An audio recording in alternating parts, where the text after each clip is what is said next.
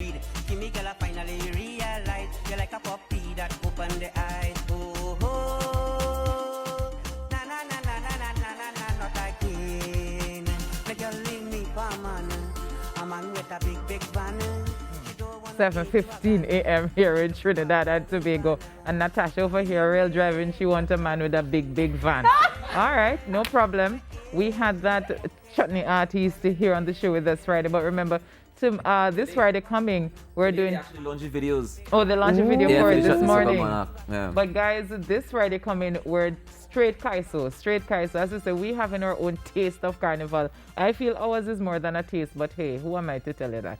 But we're going to be talking to Brent Sancho right now about just how the COVID-19 pandemic has affected sporting activity. And even though the Ministry of Sport has announced that national bodies can go ahead with their sporting activities, safe zone events really, you know, how feasible is this at this point? Good morning to you, Brent. Morning, Natalie. Of course, morning to the rest of the persons in the studio, and of course to all your listeners and viewers. Thank you so much for joining us. And hear your voice. Yes, it's been a while. Yes, it's certainly been some time. Of course, I'm actually currently out of Trinidad, but very much involved in what is happening in Trinidad. Yeah, it's been an interesting year, so to speak, of course, with the pandemic and all that's been transpiring. Definitely. So talk to us about football and, you know, the fact that we're able to have games again in safe zones, how that has been working, at least for the TT Pro League. Well, from a TT Pro League perspective, of course, we welcome the fact that sports is allowed to be played again. It's still a bit unclear, Natalie, as to what are the restrictions and how it's all going to work. Let's start there, because I think from a TT Pro League perspective, we have not gotten the full, of course, documentation as to how things are going to roll out. For example, the who's going to police it, what you can and cannot do, and all these different sorts of things. So it's still quite unclear, and we're still not there yet as it relates to that aspect of things. We do have some meetings carded this week with the Normalization Committee, who's now in charge of the TTFA, and hopefully that would paint a clearer picture. Obviously, there will be some challenges like anywhere else in the world as it relates to it. I must say, from a personal perspective, I'm a little bit disappointed it's taken this long for us to get to this stage. However, you know, as I said, there is a lot to be done. It's an industry that needs a lot of help. And we're hoping that within the next couple of weeks, some serious conversations as it relates to football in Trinidad can be had. But we have seen people playing sports across the world. So, and that's why I'm saying that, you know, in terms of Trinidad and Tobago, why can't we do it? What is it that is absent or missing at this time for the TT Pro League to say, okay, let's have a game, you know? Yeah, look, and that's why when I said I'm a bit disappointed, that's exactly where my feelings is at. If you jot your memory back, Natalie, when everyone else didn't have sport, Trinidad and Tobago did, and that was the CPL. We had CPL here in this country when it didn't even have a vaccine. But there was an unbelievable desire and will by the Trinidad and Tobago authorities to have sport, that particular sport. We haven't seen that similar type of drive as it relates to local sport, to have sport take place. We've sent many letters, we've requested many meetings. It's been met with rebuttal and in some cases an outright no. And we've never really had any major consultation. And if you go back a little bit, I think it was last year when they opened sport, they opened it back to recreational sport, not team sport.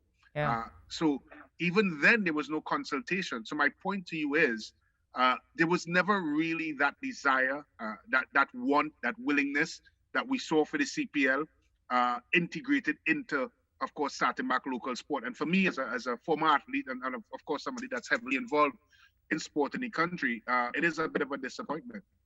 And as you talk about, you know, recreational sports reopening last year, now you have me thinking, now we're talking about the national teams and the fact that they can play. But from what I heard from Shamfa Kojo is that the average man can't just go and have a sweat.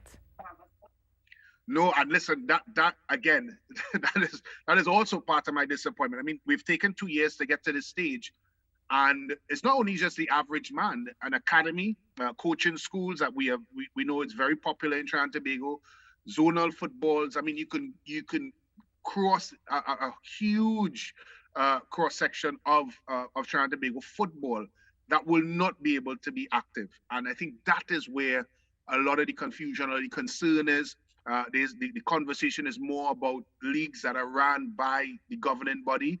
There's no league that is run by the governing body. The only competition that's run by the governing body is the FA Cup.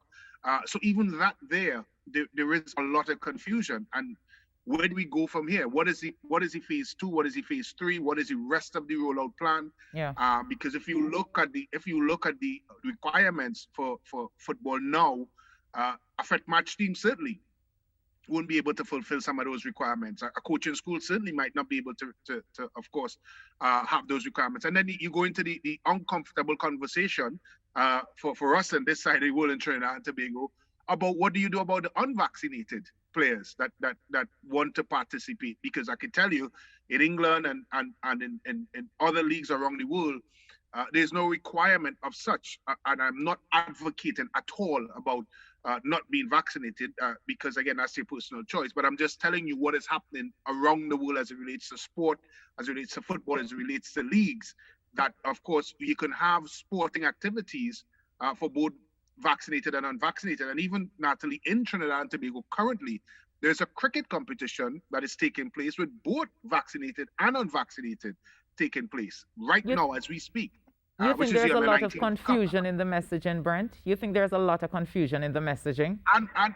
And inconsistencies as well, Natalie. And I think, and I think that is why I'm a bit disappointed, because we've had 2 years to sort this out. We should have been, and as you've rightfully said, there are examples around the world where Jamaica has had, this is their second season in Jamaica of professional football. So there has been examples around the world of sports being played. You're not trying to reinvent the wheel here. It's been happening. And as I said, we were innovative enough back 2 years ago to have a CPL competition when there was zero vaccines, to now reach to this point where it is still cloudy as to what are the next step. And as much as I'm happy that we can now look at possibly playing, I am still very, very disappointed that we are still very unclear as to what are the next steps. So with the lack of consistency and clarity, has the TT Pro League planned anything to have any kind of action going? Well, we have, conversations with the normalization committee planned for this Thursday to get a better understanding. And look, we're only talking about playing on the pitch. We even start discussing the economic ramification of course, the pandemic to football, because at the end of the day, the TT Pro League club owners are businessmen, are people that are involved in some way in commerce in the country, and they would have taken a hit financially because of the pandemic, because 90% of persons in Trinidad and Tobago would have. And because of that, you have to wonder what kind of capabilities now they have to sustain a professional football club, and whether or not, like everywhere else in the world where governments and FIFA would have helped financially to the leagues, is that support going to be given to the TT Pro League? And we have not even had that conversation yet, Natalie. But the point is, in terms of moving it forward, we at the TT Pro League needs to get a clearer idea from the governing body, from the Ministry of Sport, as to what exactly are the requirements for the return to play. Do you know of any meetings carried for the Ministry of Sports and possibly the Normalization Committee? Because obviously you told me that there's been zero consultation with at least at your level. Well, I know that they would have met before, whether it be last year, I believe late last year they met. But of recent, I have not heard of anything. I am wondering now if this meeting this week with ourselves and, of course, the Normalization Committee is, of course, a step before the Normalization Committee meets with the Ministry of Sport, and then, of course, by extension, the Ministry of Health. But I think from where I sit, Natalie, I think it would have been better served for all to be sitting around the table, because I'm not suggesting by any stretch that I have any medical expertise, but what I do have is footballing expertise, and there are things that maybe that would have been overlooked in these discussions from the Ministry of Health perspective that we could put input to, we being the stakeholders of the sport, the people that are actually on the ground, that could, of course, help in sculpting the right way forward. And I think that is where, again, I have some level of disappointment, because that is something as well that you would need to be able to structure, and not just a professional football, but as you mentioned, the man that sweats on a Sunday with Fet March, or the guy that has a nice academy in an area with young people being able to play. All of those should be able to come to the table and have a proper discussion. No, you have me nervous to ask what's going to be happening next, because it seems as if we're just kind of in a quandary. Yeah, I think a lot of it is because of the fact that there were not no serious stakeholder discussions before. Now I sense a little bit more willingness by the authorities, and when I say authorities, I talk about the Normalization Committee, the Ministry of Sport, and maybe by extension the Ministry of Health, to actually have sport play. So maybe that would open the door for a lot more discussion. But again, Natalie, we've had 2 years. We should have been having these discussions last year. Yeah. However, as I said, the hope is now that this is now going to be part of the overall conversation, and maybe within the next month or two, there will be something in place, and at least sports could start taking place at some level. And as you say, we're seeing people playing sports across the world without the requirement of being vaccinated. Do you think that's something Trinidad and Tobago might or should look at? I think you have to take everything into context. For example, in the UK, the reason why they have such policies is because they have a high population vaccination. I think it's something like 78% or something like that the UK is at. So, of course, I don't think they've gotten that far. Yeah, well, they're close in the UK in terms of numbers. They're certainly higher than Trinidad in terms of vaccine percentage. But I think the overall conversation should be had because at the end of the day, there are many countries around the world with probably lower percentage than us that are playing sports and have everyone playing sports. The point is, Natalie, the conversation needs to be had. And I think dialogue needs to be had as it relates to it, because at the end of the day, we've learned a lot about this pandemic over the last 2 years, and things would have changed.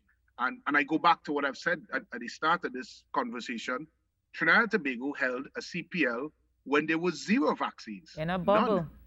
And did a fantastic job of it as well. An excellent and tremendous job. And then fast forward to today, there is an under-19 competition, international competition being held on our shores with both vaccinated and unvaccinated.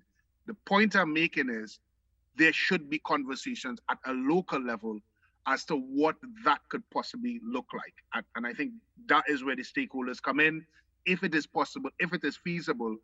But I think they should not just throw that conversation away. It should be had. And how are the players responding to everything that's unfolding? Look, it's been tough for them. And in fact, there are many players, Natalie, that have now had to seek, of course, different forms of employment, because, as you know, TT Pro League employs its players, and there's some players who have given up on the dream of football, which is really sad. I reckon, we would have lost a generation of football. It sounds a bit deep, but that's exactly where we are. There are several players and footballers who now would have to look at something else or look at another direction because of this 2-year hiatus of not having the sport. And if you look around the world, Natalie, I couldn't tell you of any other country in the world where the football league has been in a 2-year hiatus. It'd be very difficult for me to tell you where, because everywhere else would have started at some point, or would have tried at some point, or would have, of course, engaged at some point. Trinidad and Tobago didn't. All right, Brent, we have to leave it there, but thank you so much for speaking with us this morning, and keep us updated as to what's happening. Let's hope that when we have that meeting with the Normalization Committee, we get some more information. Certainly, Natalie. Thanks for having me on, and again, it's great seeing you. All right.